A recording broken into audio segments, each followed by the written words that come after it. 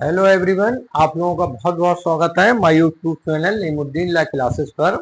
और कल हमने एक न्यू सब्जेक्ट शुरू किया था, इंडियन कॉन्ट्रैक्ट एक्ट यानी भारतीय संविदा अधिनियम 1872। उसमें मैंने कुछ पीसीएस जे में जो प्री की चीजें आती हैं वो मैंने बताई थी। नेट में भी ये पेपर आया था। जैसे ये एक्ट लागू कब हुआ, तो 1 सितंबर 1872 को उसका डेफिनेशन क्लॉज आपको बताया था। अब इस चूंकि ये मेन में भी आता है, एलएलबी के भी पेपर में आता है, फर्स्ट सेमेस्टर में बी एलएलबी के भी पेपर में आता है, और पीसीएसजे मुख्य परीक्षा और एचजेएस मुख्य परीक्षा में भी आता है, चाहे उत्तराखंड की हो, बिहार की हो, यूपी की हो या मध्य प्रदेश की हो। तो इसको हमने एक पहला क्वेश्चन आज निकाला है जो मेन का है, जो एलएलबी फर्स्ट सेमेस्टर में भी है, बी एलएलबी फर्स्ट सेमेस्टर में भी है, कि प्रस्तावना यानी प्रपोजल से आप क्या समझते हैं। प्रस्ताव के आवश्यक तत्व बताइए और प्रस्ताव के प्रकार। एक चीज आपको याद रखनी है, एलएलबी और बी एलएलबी के पेपर में ये सब प्रपोजल जहां भी आता है आपको यही क्वेश्चन लिखना है, बस थोड़ा सा चेंज होगा। What is proposal, types of proposal, मतलब क्वेश्चन यही रहना है। पहले हमें समझाना है प्रपोजल। अच्छा, मैंने यहाँ प्रस्तावना लिखी, यहाँ प्रस्ताव लिखा, इससे कंफ्यूज मत होना। आप इंग्लिश देखना कि प्रपोजल आया है, क्वेश्चन समझ लीजिए फिर यही है। इसके उत्तर में प्रस्ताव प्रपोजल को सेक्शन 2A में परिभाषित किया गया है। क्या क्या हम पढ़ेंगे। फिर प्रस्ताव में 3 चीजें होनी चाहिए। प्रस्तावना करता यानी जो प्रस्ताव करता है। फिर प्रस्ताव क्यों करा जाता है, किसी की स्वीकृति प्राप्त करने के लिए। ठीक, तो ये चीज जरूर होना चाहिए भाई। और जब स्वीकृति प्राप्त हो जाती है तभी आगे वो वचन बन जाता है। कैसे, मान लीजिए ए है, ए को एक कॉन्ट्रैक्ट का ही वेरेक्ट खरीदना है, या मान लीजिए ए को बेचना है। ठीक है, वो बी के पास जाता है, क्या आप मेरा ये वेरेक्ट खरीदेंगे। तो ये क्या कर रहा है, प्रस्ताव कर रहा है। सामने वाला व्यक्ति कहते हैं हाँ ठीक है। तो ये क्या है भाई, उसकी स्वीकृति हो गई। अब स्वीकृति प्राप्त कर ली, बोले 100 रुपए का है, 100 रुपए दीजिए, दे दिए, चले जाइए घर पर। तो ये क्या हो जाएगा, ये प्रस्ताव हो जाएगा। अब प्रपोजल के आवश्यक तत्व जो कि बहुत महत्वपूर्ण है, 5 आवश्यक तत्व निकल के आए हैं। भाई 2 व्यक्ति होने चाहिए, अपने आप से प्रस्ताव नहीं कर सकता आदमी, सामने वाला जरूर होने चाहिए। व्यक्ति कृत्रिम या विधिक कैसे भी हो सकते हैं, यानी व्यक्ति होने चाहिए कितने, 2। फिर प्रस्ताव की प्रस्थापना की संसूचना प्रॉपर वे में होनी चाहिए। ऐसा नहीं बोले ऐसा है मेरी किताब खरीदोगे, हाँ जो चाहो दे देना, ऐसा नहीं, प्रॉपर वे में। ये किताब बिक रही है, 100 रुपए की है, आप खरीदेंगे, मतलब स्पष्ट होनी चाहिए संसूचना। फिर एक प्रस्थापना का उद्देश्य होना चाहिए। उद्देश्य क्या है भाई, किताब बेचना। ये बहुत महत्वपूर्ण चीज है। चौथा पॉइंट, विधिक संबंध सृजित करने का आशय होना चाहिए, यानी कुछ ऐसा संबंध हो जो विधिक हो, पारिवारिक वगैरह ना हो, लीगल हो, जिसके लीगल इश्यूज हो। एक एक को समझेंगे डीपली। प्रस्ताव निश्चित होना चाहिए। फिर प्रस्ताव के प्रकार समझेंगे। सामान्य प्रस्ताव होता है, विशिष्ट प्रस्ताव होता है, चलत प्रस्ताव होता है और प्रति प्रस्ताव होता है, यानी ये सामान्य और विशिष्ट भी होता है। ठीक, तो ये चीज हम आज के इस पूरे क्वेश्चन में समझेंगे। एक बार यदि इत्मीनान से आपने ये वीडियो देख ली, ये क्वेश्चन आपका क्लियर हो जाएगा। ठीक है, अब समझते हैं इस क्वेश्चन को। क्वेश्चन क्या है, क्वेश्चन कई तरह के आ सकता है, वो भी मैं बताता हूं आपको। जैसे प्रस्थापना अथवा प्रस्ताव को परिभाषित कीजिए और उसके प्रकार बताइए। भाई परिभाषा 2A में है, प्रकार ये है। दूसरा, विधिक प्रस्थापना के कौन से आवश्यक तत्व हैं, तो ये 5। 2 व्यक्ति होने चाहिए, प्रस्ताव की संसूचना, प्रस्ताव का उद्देश्य, विधिक संबंध स्थापित, विधिक संबंध सृजित करने का आशय, प्रस्ताव की निश्चितता। इस तरह से ये क्वेश्चन बनता है। अब इसको पढ़ते हैं, ध्यान पूर्वक सुनिए। कहा गया है इंडियन कॉन्ट्रैक्ट एक्ट 1872 की धारा 2A में प्रस्थापना को परिभाषित किया गया है। संविदा विधि के अंतर्गत प्रयुक्त शब्द प्रस्थापना प्रपोजल अंग्रेजी शब्द से बना है, जो कि ऑफर प्रस्ताव का पर्यायवाची है, इसीलिए हम यहाँ पर प्रस्ताव शब्द भी इस्तेमाल कर सकते हैं। सेक्शन 2A के अनुसार जबकि एक व्यक्ति किसी बात को करने या करने से प्रवृत्त रहने की अपनी रजामंदी किसी अन्य को इस दृष्टि से संज्ञापित करता है कि ऐसे कार्य या प्रवृत्ति के प्रति उस अन्य की अनुमति अभिप्राप्त करे, तब वह प्रस्तावना करता है, ये कहा जाता है। इस प्रकार प्रस्तावना में 3 तत्व निकल कर आते हैं। एक व्यक्ति जिसे प्रस्तावना करता कहा जाता है, किसी अन्य व्यक्ति को अपनी इच्छा या रजामंदी प्रकट करता है। नंबर 2, ऐसी रजामंदी किसी बात को करने या करने से प्रवृत्त रहने के लिए होती है। नंबर 3, ऐसी रजामंदी का उद्देश्य ऐसी किसी बात को करने से प्रवृत्त रहने के लिए उस अन्य व्यक्ति की अनुमति अभिप्राप्त करना है। ठीक, उदाहरण के लिए जैसे ए है जो अपनी एक घड़ी बी को बेचना चाह रहा है, तो ये कहेगा ये एक घड़ी है 100 रुपए में है कि आप खरीदेंगे। बी अपनी रजामंदी दे देता है, तो वहां ये कहा जाएगा प्रस्तावना कंप्लीट हो गई। अब आते हैं कि विधिक प्रस्तावना के आवश्यक तत्व। तो ये 5 तत्व मैंने लिखा है। 2 व्यक्ति होने चाहिए, प्रस्तावना की संसूचना, प्रस्तावना का उद्देश्य, विधिक संबंध सृजित करने का आशय, प्रस्ताव की निश्चितता। तो पहले मानव पढ़ते हैं, पहले ये वाला शब्द पढ़ते हैं, व्यक्ति यानी मानव। तो कहा गया विधिक प्रस्तावना के लिए कम से कम 2 व्यक्तियों का होना आवश्यक है। कोई व्यक्ति अपने आप को प्रस्तावना अथवा प्रस्ताव नहीं कर सकता। व्यक्ति शब्द के अंतर्गत प्राकृतिक व्यक्ति तथा कृत्रिम अथवा विधिक व्यक्ति दोनों ही सम्मिलित हैं। जो व्यक्ति प्रस्तावना करता है उसे वचनदाता और जो व्यक्ति प्रस्तावना को स्वीकार करता है उसे वचनग्रहीता कहा जाता है। अब प्रस्तावना की संसूचना। तो ये कहा गया प्रस्तावक अथवा प्रस्तावक से ये अपेक्षा की जाती है कि वह प्रस्तावना अथवा प्रस्ताव की संसूचना उस व्यक्ति को दे जिसको उक्त प्रस्तावना अथवा प्रस्ताव किया गया है, जैसा कि सेक्शन 2A में दी गई परिभाषा से स्पष्ट है। प्रस्तावक अथवा प्रस्तावक किसी कार्य को करने अथवा करने से प्रवृत्त रहने की अपनी इच्छा दूसरे व्यक्ति को संसूचित करता है। प्रतिगृहीता बिना प्रस्तावना के ज्ञान के उसको प्रतिगृहित नहीं कर सकता। पहले प्रतिगृहीता को प्रस्तावना का ज्ञान होना चाहिए और तत्पश्चात उसे उसका प्रतिग्रहण होना चाहिए। जैसे इसमें 2 केस हैं बहुत अच्छे। हेंडरसन बनाम स्टीवेंसन 1875 के बाद में इसमें क्या हुआ था, एक रेलवे ने टिकट दिया और टिकट के पीछे लिखा था कि आपके सामान के खोने की कोई गारंटी नहीं है। जैसे कि आज आप जाइए शादी हॉल में जाइए, वहां लिखा होता है अपने सामान की सुरक्षा स्वयं कीजिए। तो फिर इसका मतलब है आपको स्वयं करनी होगी, उस शादी हॉल वाले की कोई गारंटी नहीं है।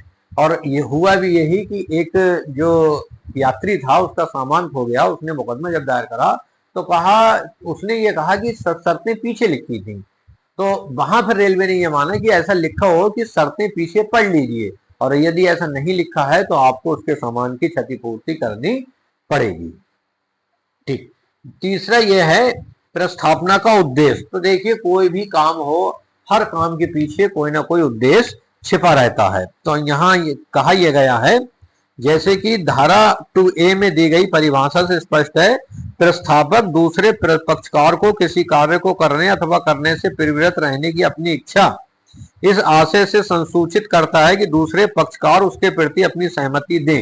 तो यानी उसका उद्देश्य रहता है कोई वस्तु जैसे बेचने का। चौथा है विधिक संबंध सृजित करने का आशय। ये बहुत महत्वपूर्ण है। प्रस्तावक अथवा प्रतिगृहीता दोनों का ही आशय विधिक संबंध सृजित करने का होना चाहिए। भारतीय संविदा अधिनियम के अंतर्गत कोई ऐसा उपबंध नहीं है जो इस प्रकार के आशय को अनिवार्य घोषित करता हो, परंतु भारतीय विधि तथा अंग्रेजी विधि दोनों में ही इस प्रकार के आशय को संविदा सृजित करने के लिए आवश्यक माना गया है। बहुत महत्वपूर्ण केस है इस पर, बैल्फर बनाम बैल्फॉर। इस केस में क्या था वो समझ लीजिए। इस पर केस है कि एक जो प्रतिवादी था वो सीलोन में नौकरी करता था, अपनी पत्नी के साथ इंग्लैंड में छुट्टियां व्यतीत करने गया और वहां उसकी पत्नी अस्वस्थ हो गई और परिणाम स्वरूप उसकी पत्नी को इंग्लैंड में ही रहकर इलाज करवाना पड़ा। प्रतिवादी को सीलोन अपनी नौकरी पर वापस आना था। वापस सीलोन आते समय प्रतिवादी ने अपनी पत्नी को वचन दिया कि वह प्रत्येक माह 20 पाउंड खर्च के लिए भेजता रहेगा। कुछ समय तक उसने उक्त रकम भेजी, परंतु बाद में मतभेद के कारण उक्त रकम भेजना बंद कर दिया। पत्नी ने उक्त रकम वसूल करने के लिए वाद संस्थित किया। न्यायालय ने वाद को इस आधार पर खारिज कर दिया कि पक्षकारों का आशय विधिक संबंध सृजित करने का नहीं था। यानी संविदा तभी कंप्लीट होगी जबकि आशय विधिक संबंध सृजित करने का हो। अब लास्ट है प्रस्ताव की निश्चितता। तो ये कहा गया है प्रस्तावना अथवा प्रस्ताव निश्चित होना चाहिए। यदि प्रस्तावना अथवा प्रस्ताव निश्चित नहीं है अर्थात अस्पष्ट है तो वैध नहीं होगा। जैसे मान लीजिए कोई व्यक्ति जो है 5 तरह के तेल बेचता है, नारियल का तेल भी बेचता है, तिली का तेल भी बेचता है, सरसों का तेल भी बेचता है, अलसी का तेल भी बेचता है। एक व्यक्ति कहता है आप 10 किलो तेल मुझे कल तक दे देना, कितने पैसे हुए बताइए। तो ये प्रस्ताव निश्चित नहीं है, वहां उसको बताना पड़ेगा कि कौन सा तेल वो व्यक्ति खरीदना चाहता है। ठीक, तो इसका मतलब यह है कि प्रस्ताव निश्चित भी होना चाहिए। अब इस पर आते हैं, जो एक क्वेश्चन जब मैंने लिखवाया था प्रस्ताव के प्रकार, यानी प्रस्ताव के प्रकार भी होते हैं, तो बिल्कुल हो सकते हैं। कई तरह के प्रस्ताव होते हैं, तो पहला तो यही समझते हैं, सामान्य प्रस्ताव और विशिष्ट प्रस्ताव। भाई पहले यही है। और तो इसमें यह कहा गया है कि विशिष्ट प्रस्ताव से तात्पर्य ऐसे प्रस्ताव से है जो किसी विशेष व्यक्ति या व्यक्तियों के समूह से किया जाता है, वो एक सामान्य के लिए नहीं किया जाता है। इस प्रस्ताव के संबंध में उल्लेखनीय बात यह है कि यह केवल उसी व्यक्ति या व्यक्तियों के समूह द्वारा स्वीकार किया जा सकता है, किसी अन्य व्यक्ति के द्वारा नहीं। जैसे मैंने कहा मिस्टर ए, क्या आप ये मेरा पेन खरीदना चाहते हैं और ये 10 रुपए का है, तो ए ही स्वीकार करेगा। पास में बी खड़ा है, वो कहता हाँ हाँ मुझे दे दो, मैं खरीद लूंगा 10 रुपए में, ये बात नहीं मानी जाएगी।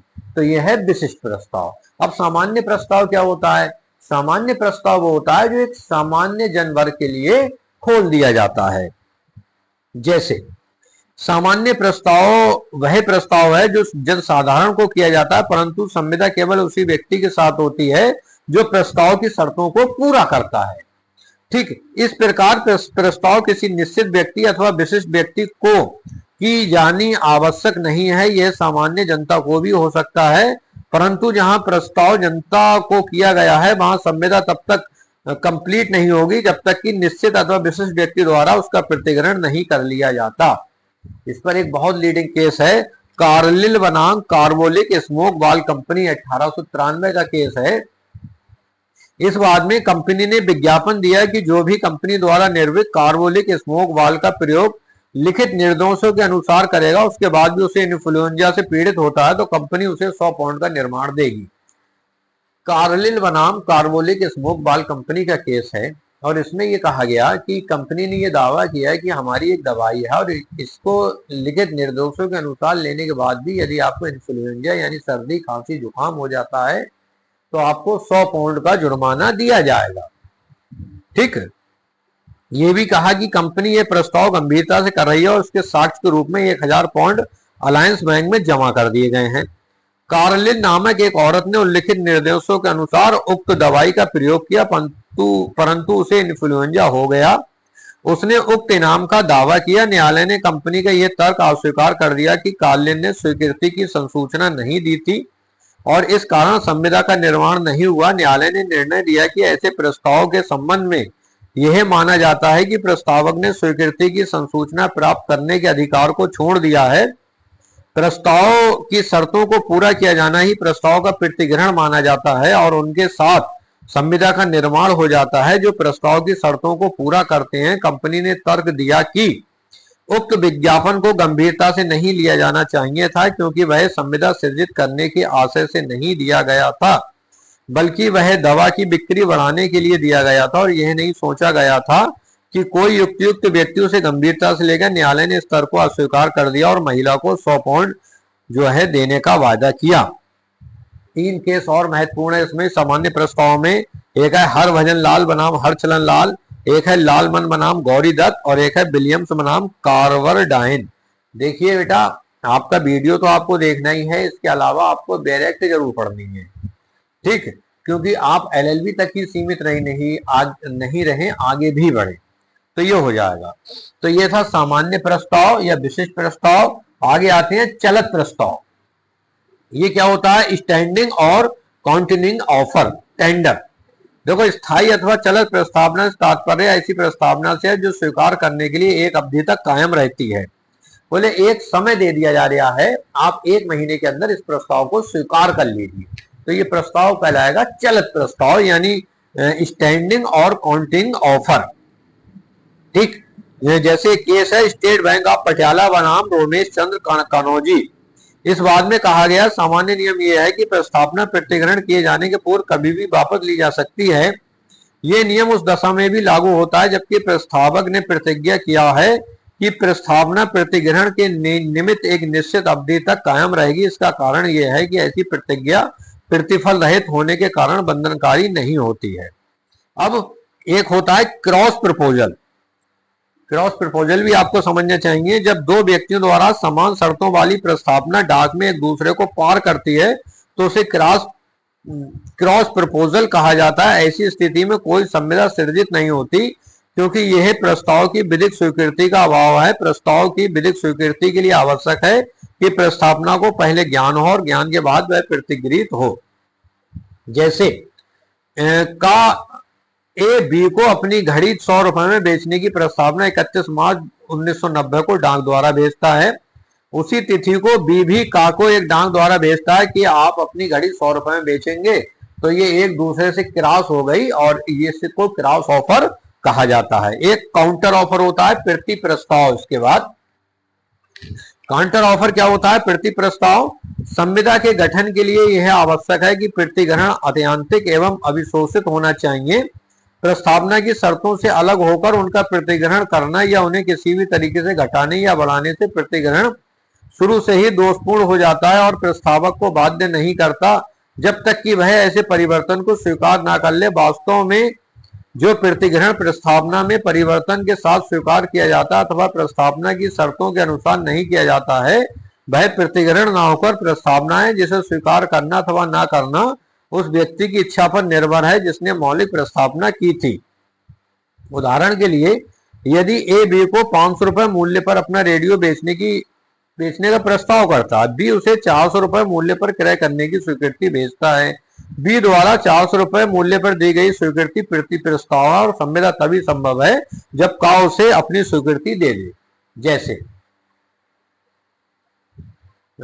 मान लीजिए ए है, वो बी से कहता है कि आप मेरी घड़ी 500 रुपए में खरीदेंगे। ठीक है, उनने एक पत्र लिख दिया, बी ने कहा आप 400 रुपए में बेचेंगे। उसने अगर वो स्वीकार कर लेता तो 400 में कहानी डन हो जाती है। यही काउंटर ऑफर कहलाता है। तो इस चीज को आप समझ गए। तो ये इस तरह से प्रस्ताव थे और जिनको की समझना आपके लिए आवश्यक है। अब एक लास्ट जो है वो है प्रस्ताव के लिए आमंत्रण। ये भी एक महत्वपूर्ण तत्व है। जैसे आजकल आप मॉल में जाते हैं तो वहां हर चीज के लिए रेट लिखे हैं, वो प्रस्ताव नहीं है बेटा, वो है प्रस्ताव के लिए आमंत्रण। उसको भी समझ लीजिए। Offer the invitation of trade. प्रस्तावना में प्रस्तावक दूसरे व्यक्ति को कोई कार्य करने अथवा करने से प्रवृत्त रहने की अपनी इच्छा उसकी इसकी प्रति सहमति प्राप्त करने के लिए संज्ञात करता है और जब दूसरा व्यक्ति अपनी सहमति प्रदान कर देता है तो वह प्रतिज्ञा हो जाती है। परंतु प्रस्तावना के लिए निमंत्रण देने वाला व्यक्ति दूसरे व्यक्ति को सूचना प्रदान करता है और सूचना प्रदान करने में उसका प्रयोजन यह होता है कि वह व्यक्ति जिसे सूचना दी जा रही है सूचना अनुसार उसके साथ व्यवहार करना चाहे तो वह उसके साथ व्यवहार करने को तैयार है। यानी ये है, इसमें एक हार्वे बनाम फैसी का केस बहुत अच्छा है। इसमें यह था, वादी ने प्रतिवादी को एक तार भेजा, क्या आप अपनी संपत्ति जिसका नाम बम्पर हॉल पेन है उसे बेचेंगे? कम से कम नगद मूल्य का तार दीजिए। हार्वे बनाम फैसी का केस है, बहुत महत्वपूर्ण है। प्रतिवादी ने तार द्वारा उत्तर दिया, बम्पर हॉल पेन के कम से कम नगद दाम 900 पाउंड है। वादी ने फिर तार दिया, कहा यह धन हमें मंजूर है। प्रतिवादी ने इसको बेचने से इनकार कर दिया। उन्होंने कहा कम से कम नगद मूल्य बताए हैं, मैंने बेचा नहीं है, और उसने इनकार कर दिया।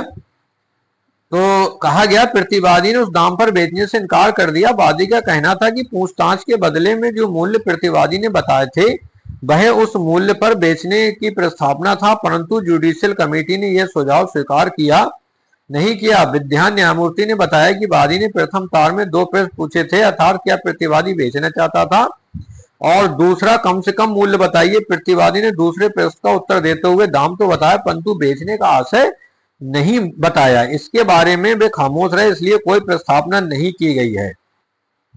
वादी का अंतिम तार प्रस्तावना थी परंतु उसे प्रतिवादी ने स्वीकार नहीं किया, इसलिए यहाँ कोई संविदा नहीं हुई। एक केस और है, मैकफरसन बनाम अपन्ना। इस केस में वादी ने प्रतिवादी को बंगला 6000 रुपए में खरीदने की प्रस्तावना की। बाद में उसने प्रतिवादी के अभिकर्ता से पूछा कि उसकी प्रस्तावना मंजूर हुई या नहीं। यदि वह कुछ अधिक दाम चाहते हैं तो वह अगर उचित हो तो मान लिए जाएंगे। इस पर प्रतिवादी ने जवाब दिया कि 10,000 से कम नहीं लेंगे। वादी ने स्वीकार कर लिया और बंगला प्राप्त करने के लिए वाद दायर किया।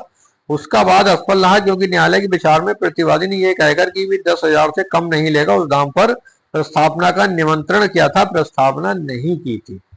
तो ये है बेटा पूरा एक क्वेश्चन, इसको समझ लीजिए। लास्ट में जो नीलामी होती है, नीलामी पर और 1 मिनट का समझ लीजिए। नीलामी के लिए प्रस्ताव, नीलामी जो है, नीलामी के लिए विज्ञापन प्रस्ताव नहीं है बल्कि प्रस्तावना के लिए निमंत्रण है। नीलामी सबसे अच्छा उदाहरण है।